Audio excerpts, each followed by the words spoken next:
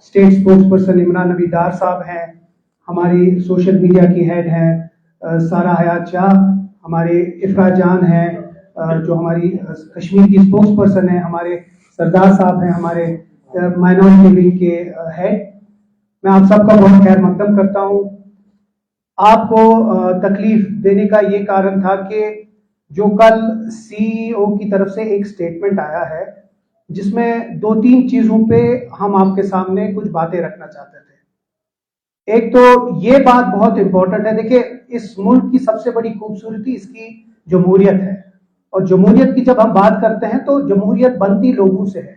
जब लोग चुनते हैं, लोग चुने हुए नुमाइंदे चुनते हैं, वही लोग उनकी उसके बाद उनके लिए काम करते हैं।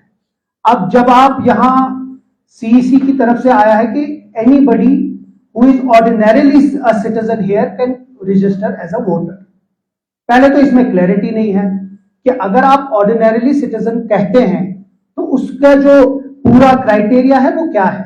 इसका मतलब है कोई भी यहाँ टूरिस्ट आता है वो यहाँ रजिस्टर कर सकता है वोट। सबसे बहुत इंपॉर्टेंट पॉइंट है कि बहुत सारे स्टेट जो मुल्क में हैं जिनमें इलेक्शन अभी नहीं है, वो लोग यहाँ आ जाएंगे, अपने लोगों को यहाँ भेजेंगे, वो यहाँ रजिस्टर करेंगे वोट, यहाँ वोट डाल के डी रजिस्टर करेंगे यहाँ, और फिर से अपने आप को वहां अपने स्टेट्स में रजिस्टर करते हैं। बिकॉज क्लैरिटी जब नहीं है तो एप्रीहेंशन तो यही लोगों के दिमागों में है। अब इसके लिए हम चाहते हैं कि पहले तो हमें आप ये क्लैरिफाई करें, क्योंकि बहुत लोगों के दिमागों में ये एप्रीहेंशन है कि ये एक कोई प्लान के तहत किया जा रहा है। इसीलिए हम चाहते हैं कि इस पे एक बहुत क्लियर एक हमारे लोगों के लिए एक क्लैरिटी आ जाए जिसमें आप बताएं कि जो ये ऑर्डिनरीली सिटीजन है वो क्या है। नंबर 2 बहुत इंपॉर्टेंट पॉइंट है कि आप यहां कहते हैं कि यहां जी serviceman can register as voters. देखिए अकॉर्डिंग टू रूल एक security forces can register as a voter only in peace stations. अब जम्मू कश्मीर में तो आपका अफ्सपा है, दैट मीन्स कि हर Jammu and Kashmir is declared as a disturbed state. अगर आप डिस्टर्ब स्टेट है तो पीस स्टेशन तो है नहीं, तो आप कैसे एक सिक्योरिटी फोर्स कैसे रजिस्टर कर सकता है एज लोकल वोटर। देखिए तो कॉन्सेप्ट इसका सबका लोकल गवर्नेंस का है ये कि आप असेंबली में लोकल लोगों को चुने। मैं यहां से जाके तमिलनाडु में इलेक्शन लड़ू और उनको यहां से अपने 20,000 वर्कर्स लेकर वहां जाके इलेक्शन लड़ू, या कोई ऐसी रियासत में जाऊं जहां 10-10 हजार की पोलिंग होती है। See you have to keep a yardstick same as it is in the rest of the country. उन चीजों के लिए जो कल जिस तरीके से स्टेटमेंट आया, ये it is a clear cut differentiating the people of Jammu and Kashmir. मैं जम्मू के अपने कुलीग के साथ बात कर रहा था, पंजाब से लोग आराम से आ सकते हैं। आज की डेट में कठुआ, सांबा, जो वहां के इर्द गिर्द के इलाके हैं, आउटसाइडर्स कोई 8-10 लाख लोग आए हैं जो लेबरर्स हैं, बाकी चीजों में काम कर रहे हैं। If according to the CEC, an ordinary citizen can, an ordinary person can come and vote, so that means all of those become voters. अगर ऐसी बात है तो फिर तो आप पूरा यहाँ के लोगों को डिफरेंशिएट करना है। जहां प्राइम मिनिस्टर साहब ने कहा कि दिल से दूरी और दिल्ली की दूरी ये कम करेंगे, लोगों को आप और हुकूक देना चाहते हैं, यहां तो आप डिफरेंशिएट कर रहे हैं लोगों को, तो फिर लोग जाएंगे कहां। ये बहुत एक इंपॉर्टेंट है, क्योंकि ये चीज जो हम कल से देख के आए हैं कि लोगों के दिलों में और दिमागों में बहुत ज्यादा एप्रीहेंशन है। वही सब समझ के मैंने आपको बुलाया है कि वी नीड क्लैरिटी कि ये जो ऑर्डिनरीली सिटीजन है और जो ये सिक्योरिटी फोर्सेस का इसमें ये रहा गया है कि आप रजिस्टर कर सकते हैं वोटर्स, इसका पूरा क्लैरिटी हमें चाहिए। और दूसरी चीज, अगर ऐसा है तो यू नीड टू डू, अगर एक वोटर यहां करते हैं, हम आउटसाइडर्स के खिलाफ नहीं है, हम everybody has a right to vote, पर जब आप किसी को वोट करना चाहते हैं तो उसको अगर रजिस्टर करेगा तो दैट मीन्स उसको पहले, अगर मैं जाऊंगा दिल्ली, मुझे पहले अपना हाउस बिल दिखानी है, इलेक्ट्रिसिटी बिल दिखानी है, अपना रेंट एग्रीमेंट दिखाना है, मुझे अपना आधार कार्ड दिखाना है। आधार कार्ड तो हर किसी के पास होगा, आधार कार्ड यहाँ आकर चेंज हो सकता है। So these are some of the very pertinent question जो लोग समझते हैं, और इसके लिए हमें क्लैरिटी चाहिए। That's number 1। नंबर 2 बहुत इंपॉर्टेंट, जिसके लिए मैंने आपको बुलाया कि जम्मू कश्मीर एक बहुत ही सूफी कल्चर में रहा है। यहाँ ऋषियों और मुनियों का ये जगह है। आज एक नया डिक्टेट आया है जहां जो भी लोग नजराना, अगर ये अकीदा होता है, मैं आस्थानों में जाता हूं, कहीं भी जाता हूं, तो अगर मैं किसी को 10 रुपया या 100 रुपया पैसा दूं, वो मेरा अपना और मेरे खुदा के साथ है। अब स्टेट उसमें भी आप लागू करके आप उनको निकाल रहे हैं या बंद कर रहे हैं। This is not, we totally condemn the state interfering in the religious matters of all the shrines. ये चीज के लिए मैंने आपको बुलाया, अगर कोई सवाल होगा ना उसके।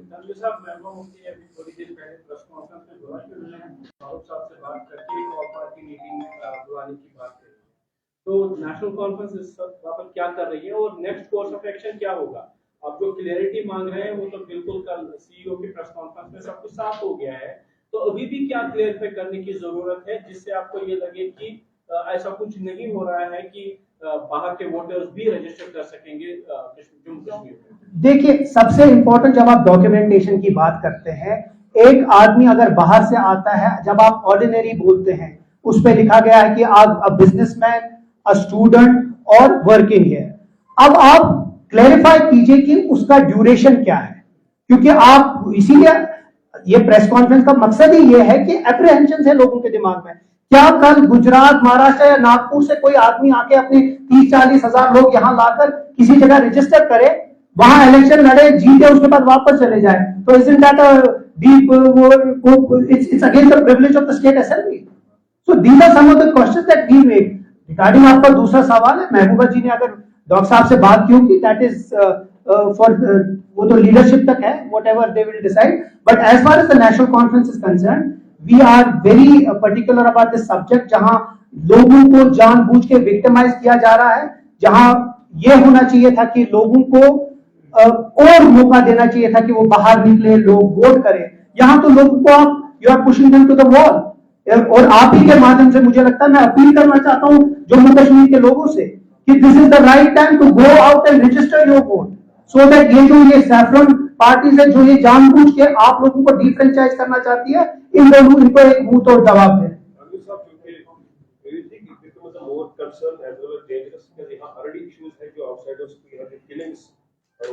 पिछले 2-3 महीनों से, अब उसके खदशात और हो सकते हैं। दूसरा ये कि जब यहाँ पर माजी में जब भी इलेक्शंस होते थे, एक मकतब टिकट के लोग जो बाइकआउट पर होते थे, whether by choice or by compulsion or given by strike or by separate or somebody else, तो जो 25 लाख का एक मम्बा खड़ा हो गया है, बाइकआउट्स के चांसेस और होंगे, which is that 25 लाख काफी है पूरी मेन स्ट्रीम को वन साइड करना। देखिए, बहुत इंपॉर्टेंट पॉइंट आपने कहा, ये जो 25 लाख की आपने बात की, इसमें भी बहुत मुझे ये समझ नहीं आता है कि यहाँ की जो एडमिनिस्ट्रेशन है या जो सीईसी है, वो लोगों के दिमाग और दिलों में कंफ्यूजन क्यों डालना चाहते हैं। अगर आप 25 लाख की बात कर रहे हैं, तो ये 25 लाख कौन से हैं? एक तरफ से हम सुनते हैं कि ये जी 25 लाख है जो वो 18 साल से इन सालों में जिन लोगों ने 18 साल क्रॉस किया उनके लिए। कभी हम बोलते हैं जो वाल्मीकि या वेस्ट रेफ्यूजी जो है उनको है। तो इसमें इतना ज्यादा इन्हें तजाद डाला है कि लोगों को कंफ्यूजन के ऊपर कंफ्यूजन डाला जा रहा है।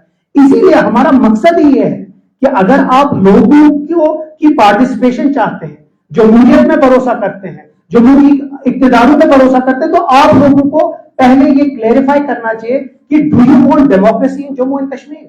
Because if you want democracy in Jammu and Kashmir, then you need to respect the sentiments of the people. And right now, I believe the sentiments of people are heard by what the Election Commission has said, or whatever the elections. Now it is the 5th year. Jammu and Kashmir is without elections. People, there is no redressal of grievances. People don't have a door to knock and go to people and go to their leaders and get their grievances redressed. What about the security of this? So of course that is an issue. Why are you putting everything on the people who come out from outside? जब आप outsiders बोलते हैं तो आप खामखा पे एक security issue बनाते हैं। आप क्लेरिफाई कीजिए कि Jammu and Kashmir is not a normal state. Jammu and Kashmir has borders with China and Pakistan. So you need to understand that we need to ensure that whatever you do in Jammu and Kashmir is well thought. Not that one fine morning you go into a press conference, उसके बाद आप बोलते हैं जी हम हर किसी को यहाँ voting right they सकते हैं। फिर आपका लोकल गवर्नेंस का मकसद क्या है अगर आप किसी को भी वोट करना दे सकते हैं? इसीलिए मैं I repeat this point, what stops anybody coming from the rest of the country, registering here, voting then deregistering here and going back to his state. So these are some of the pertinent questions जो हम बार बार पूछ रहे हैं कि CEC को clarify करना चाहिए इसके बारे में। क्लैरिफिकेशन के बारे में आप कह रहे हैं कि कुछ चीजों को तय करना चाहिए कि कितने साल यहाँ रहे, क्या उसके पास कागजात हैं, लेकिन जब CEC ये कहती है साफ तौर पे कि एक स्टूडेंट वोट दे सकता है जो यहाँ पे पढ़ रहा हो, तो जाहिर सी बात है वो 2 या 3 साल कहीं पे रह रहा है, स्टूडेंट 2 या 3 साल या 4 साल की डिग्री, तो ये आपको साफ नहीं लग रहा है? Adding to this, what was clarified yesterday, उन्होंने बोला कि notwithstanding the domicile law, उसके साथ इसका कुछ नहीं है। Representation of People's Act जो वोटिंग राइट्स हैं, अगर वो किसी और जगह पे भी रजिस्टर्ड है, वो वहां से अपना वोट यहाँ शिफ्ट कर सकता है। यानी इलेक्शन इलेक्टोरल ऑफिसर की तरफ से तो साफ कर दिया गया है कि कौन कौन ऐसा कर सकता है। प्रेस कॉन्फ्रेंस में कल उन्होंने ये बोला। सर मेरा यही पॉइंट फिर से दोहराऊंगा कि जितना हमें इस सब एक्सरसाइज से ये लगा कि बीजेपी एक बहुत ही वीक विकेट पे है और बीजेपी ये समझती है कि ये नए हरबे अपनाएगी थ्रू डिफरेंट इंस्टीट्यूशंस, उससे इनका कोई फायदा होगा।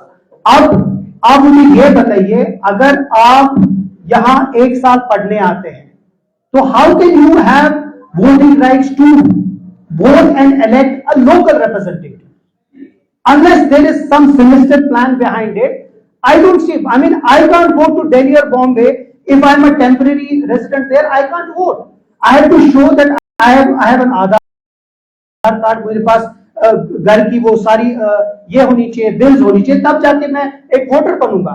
मैं उसके खिलाफ नहीं हूं कि अगर कोई परमानेंटली यहाँ रहता है और वो यहाँ रेजिडेंट बनता है, दैट इज अनदर पॉइंट। अगर आप टेम्परेरी बोल रहे हैं तो फिर टेम्परेरी में आप तो यहाँ टूरिस्ट भी कर सकता है कोई।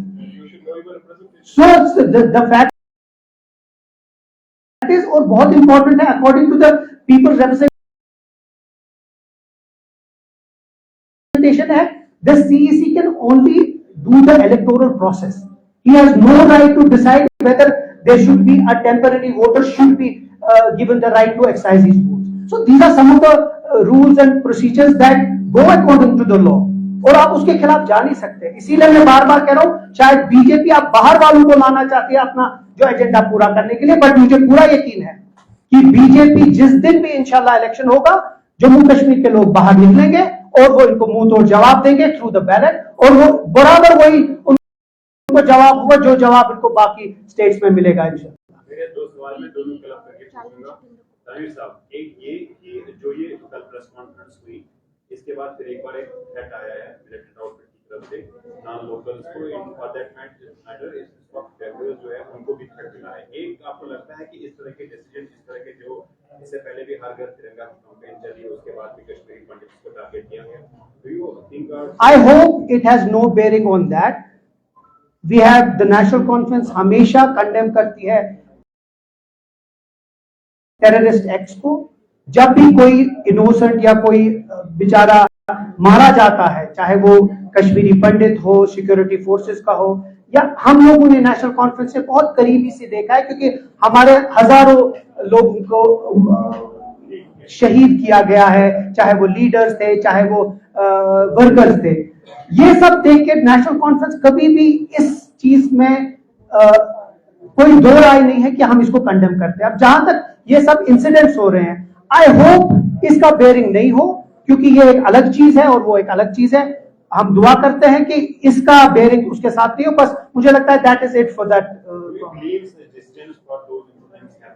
I don't know whether this has relation to that, because that is another subject, this is another subject.